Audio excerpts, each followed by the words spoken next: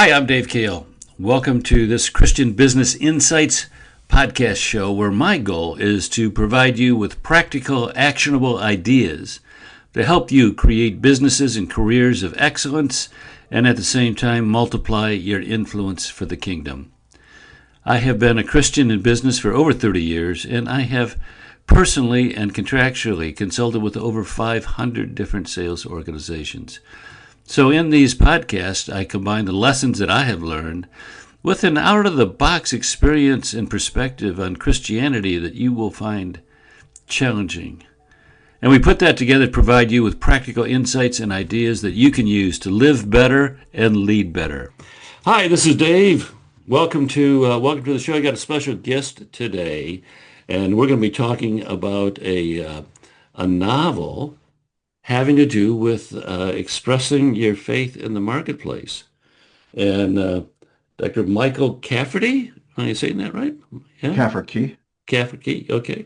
Yeah. Is here with us, and boy, we're going to learn a lot about this. So, Michael, can you just introduce yourself for the audience and tell us who you are and how you got here?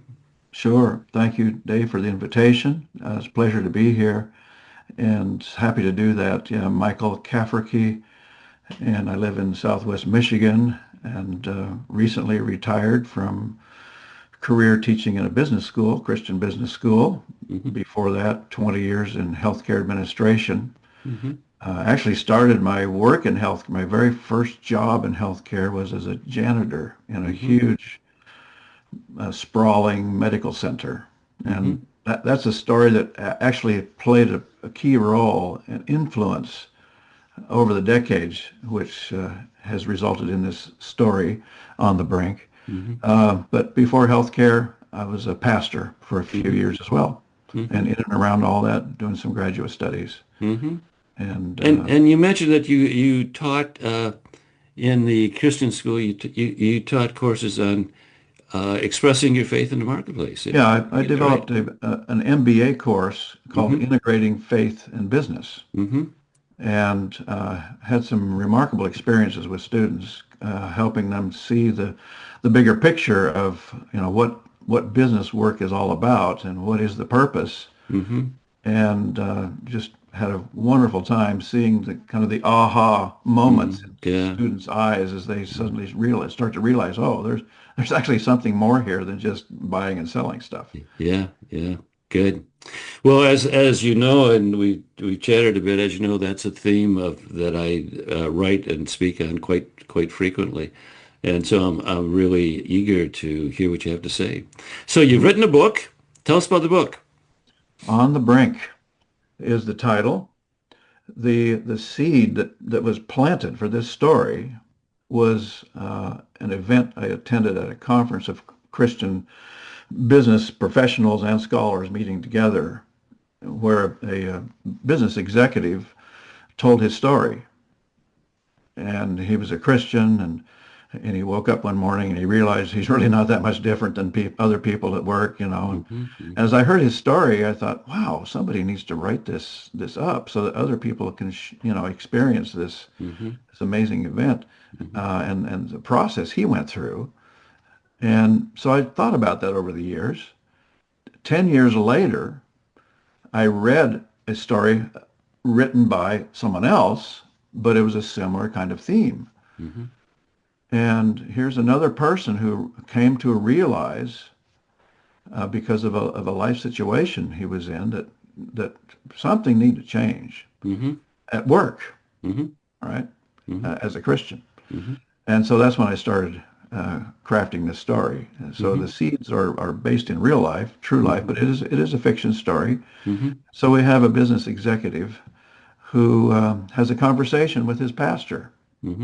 One morning on his way to work. He and his wife meet for coffee, and he becomes uncomfortable when his pastor asks him if he ever has opportunities to share his faith at work.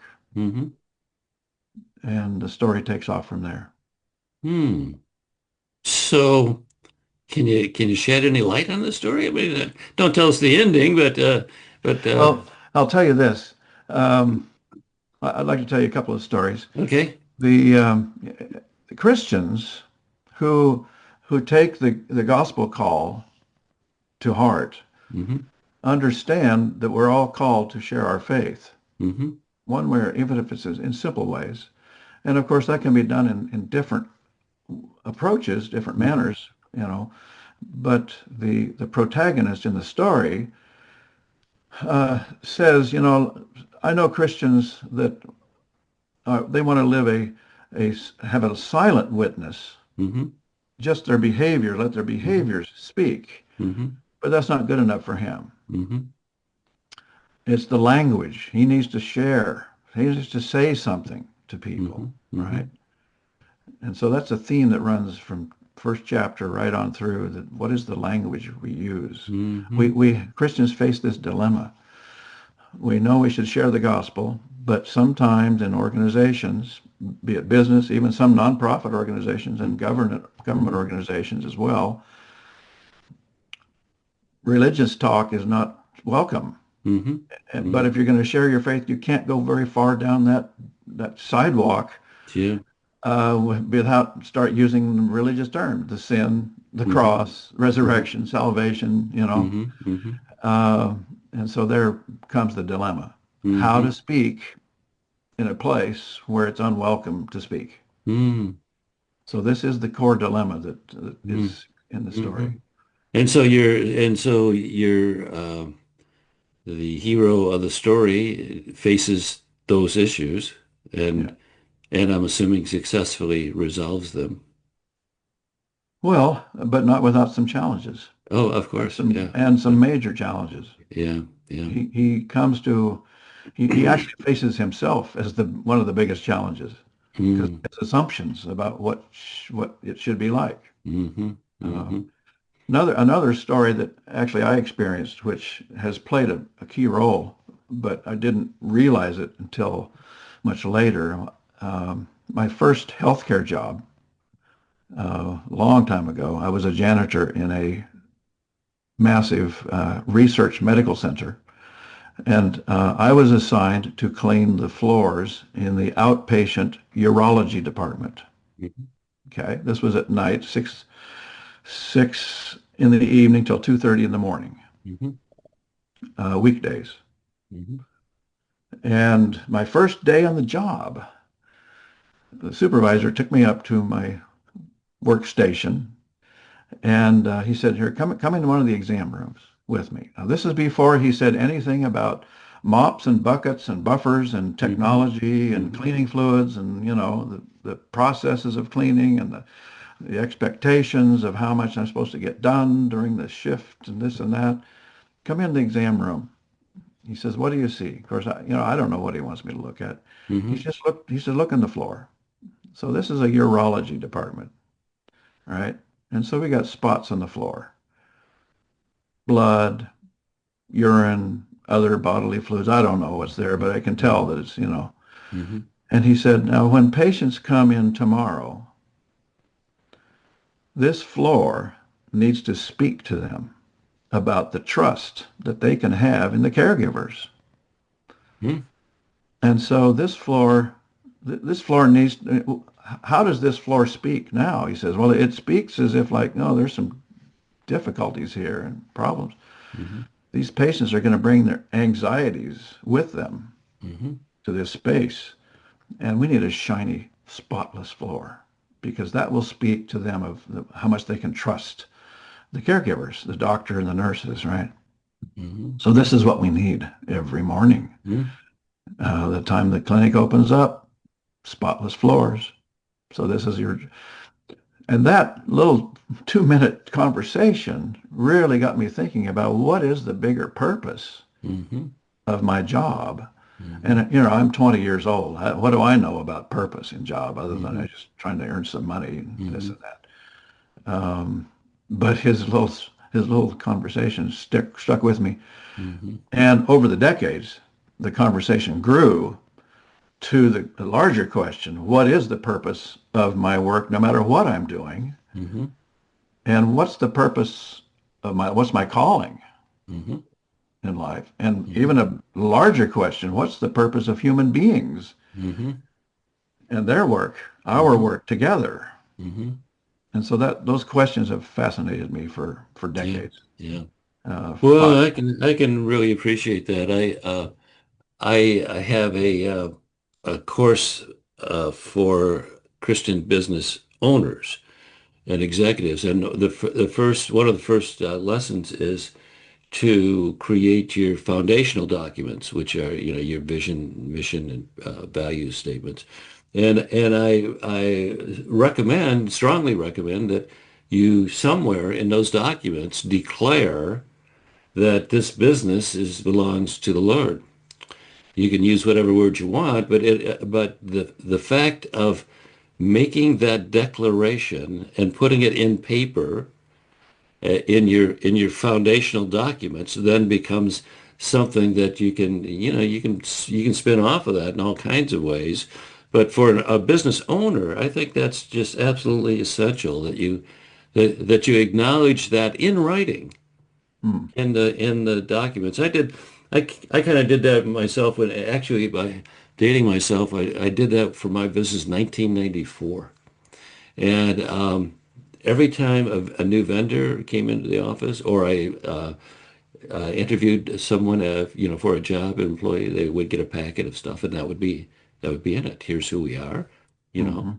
And so it got some visibility in those circles, and I just think that's talk about the language, and purpose. Well, there's a place where those two come together in your Yeah, foundational documents. Yeah. that's right. Good. And Good.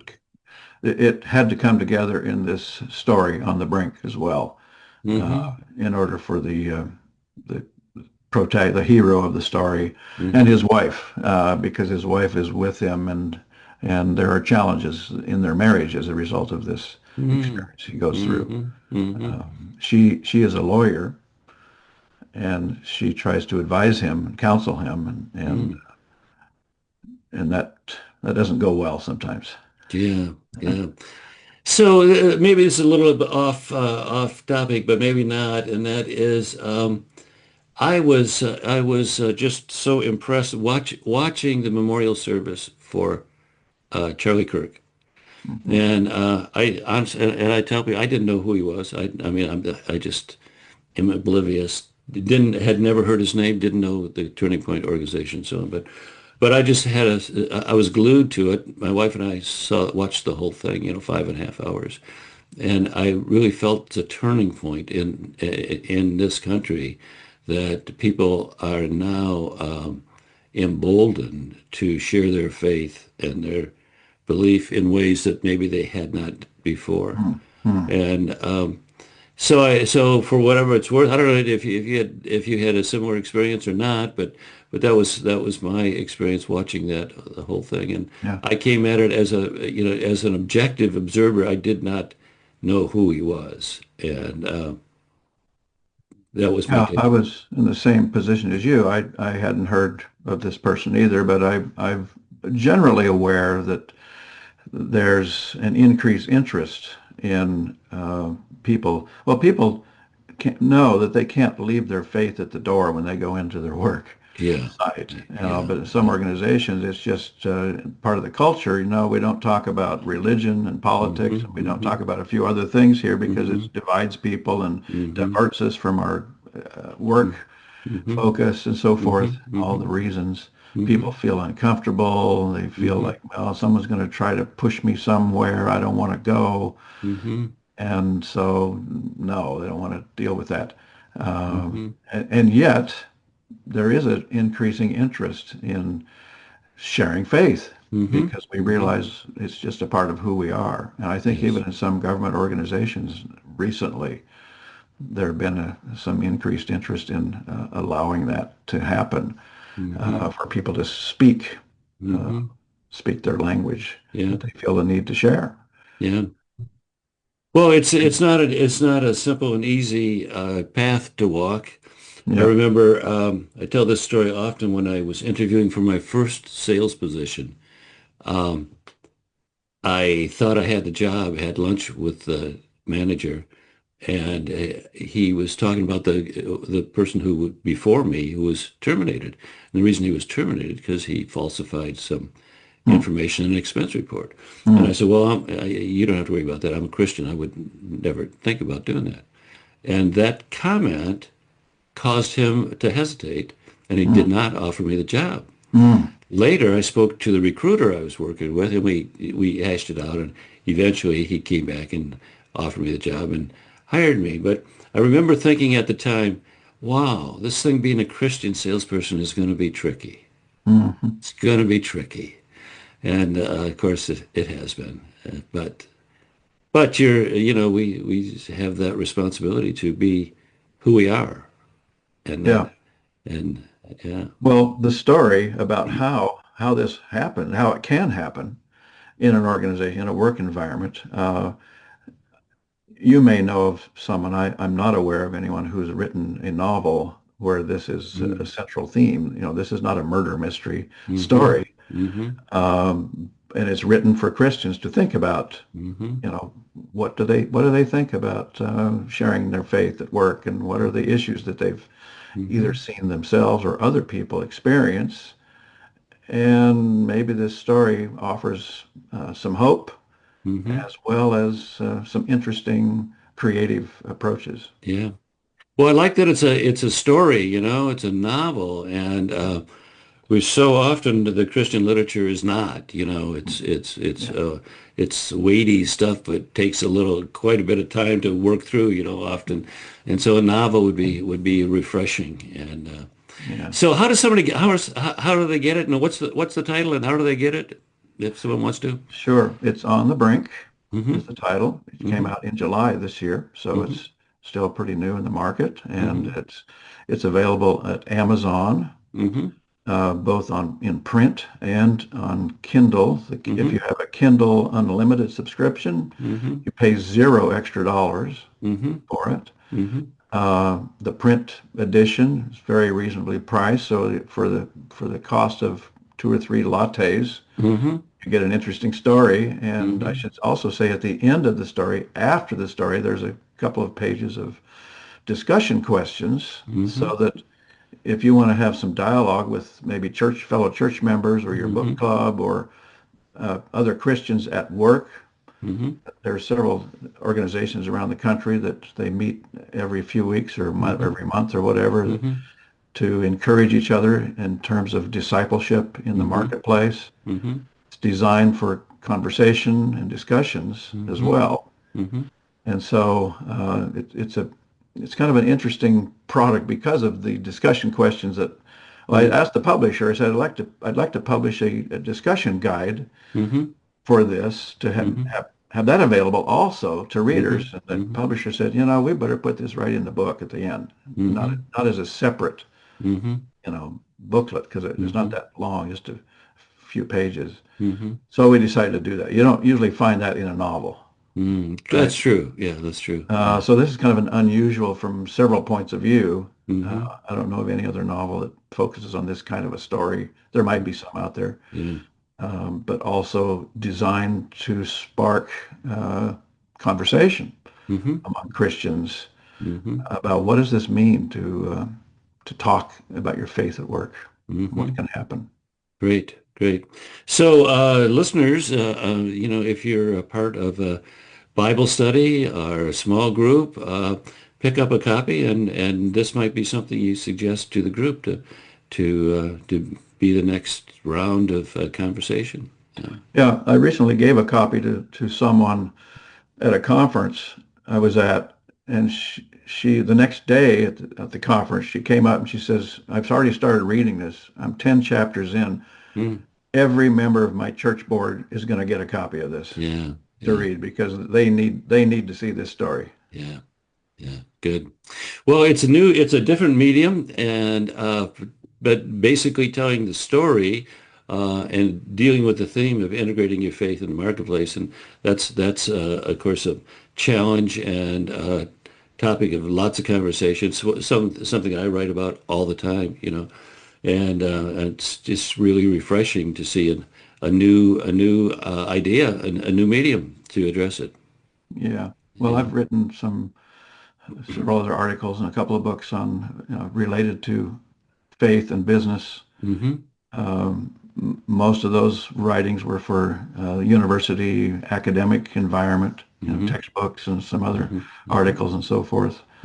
But I realized that the market needs another medium, as you say. Sure, there's some great books out there on faith and business, nonfiction books that talk about the concepts, share the scriptures, interpret the scriptures, see some of the theological ideas that are at the foundation of work. That's wonderful. But a story takes it to a different level. And you can vicariously start to think about what's going on and how does it feel and what's the impact on other people and what can really happen. Yeah, all good stuff, Michael. Thanks for being on the show. Thanks for sharing it. On the Brink, and buy it on Amazon, and let's see if we can touch some people's lives here. Yeah, thank you Yeah. so much for having me and to talk about the story. Appreciate it. Okay. Well, that is it. We're done. Bye-bye.